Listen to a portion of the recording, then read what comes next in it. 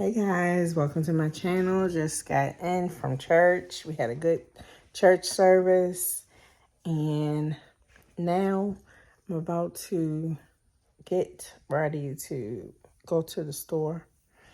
I have a couple things to pick up, but service was really good. We talked about Paul and I'm gonna put a couple of clips of it, but yeah, we talked about Paul. Transforming us into the very image of Jesus Christ. All right, conformity is the act of matching behaviors, attitudes, and beliefs to like-minded. Okay? All right, we understand that we used to be, amen, a part of this system. All right? A part of this age, amen, a part of this influence. Yep. Amen? We didn't have to think about what we were doing. Were we? No. When we were in this world, we didn't have to think about how to be nice to people and How to be mean. and walking in love and all we thought about was taking. Yep. All we cared about was ourselves. All we cared about what was best for us. All we cared about was what about me. All we cared about was I don't want nothing to happen to me. All we cared about was me. Me. Amen. All we cared about was the things of this world. Amen. And Satan, when we think about, remember this tainted world, amen. Satan is the author of the things that happen, the influence of this world. Yes. Amen. Wicked. Satan has his dominating influence over all these various aspects of one world large system. Amen. This system is set up, amen, for man to be selfish, for man to take. Amen. And we understand that we even if it means treading over the top of people, we do what it takes to get to the top. We do what it takes to have. Amen. All right. So Paul is telling us, amen, that we shouldn't be conformed. Amen. Yep. All right. And we shouldn't be what? Conform to this We world. must resist the seductive lure of this world. Yeah. Amen. All right. Let's go to Ephesians chapter 2.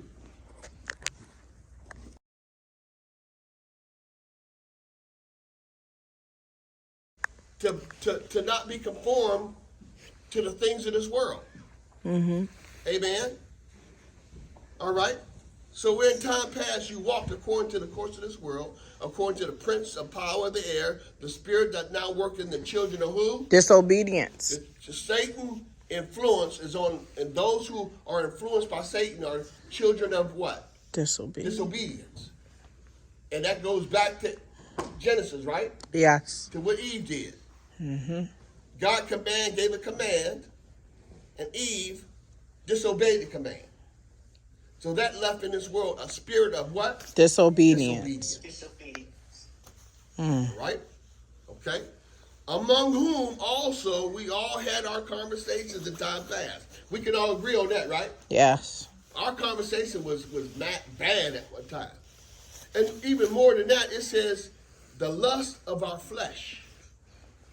The lust of what? Our flesh. Our flesh. The body of sin. The flesh. The body of what? Sin. Sin. The flesh. Wants to please itself. And remember, we talked in the beginning of Romans where Paul said that God's righteousness, amen, has been, is judging now this world. And how is God judging this world now? How is God judging the world now? We went over it before. It was through our heart, through the disobedience, through disobedience. Isn't it? It's our disobedience, but in our doing, in our wrongdoing, amen. The lust. Remember we talked about lust? Oh yeah. And he give you away to your. His judgment is to give ourselves to what? Over to your own lust. Our own lust. Amen. He gives there's to some people, there's no end to it. There's no sense. Remember, the flesh cannot be what? satisfied. The flesh is never satisfied. Amen. Amen. People are, there's some things, amen, that's going on in this world right now that just make you sick to your stomach. Time's past. Yes, it's not your way. Amen. And just because you get saved does not mean that the old man, the nature of the old man, is not dead. It's still alive. Yep. It's still alive, but each day we have to kill it out. Yes. We have to give it less power. Yes, and the only way to do that is to be intentional, to recognize who you are Amen. before Christ. You have to understand, you have to be able to look in the mirror of the Word, to look at the Word as a mirror. And if you see anything that does not look like that Word, that's because God reveals it to you, then equips you to go through the process. Yep. And it's painful. Most of us stop because of the pain.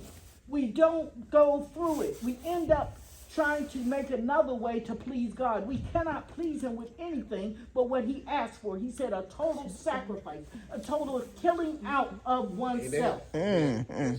Amen. If you don't kill out yourself, you become a monster, something that has been attacked.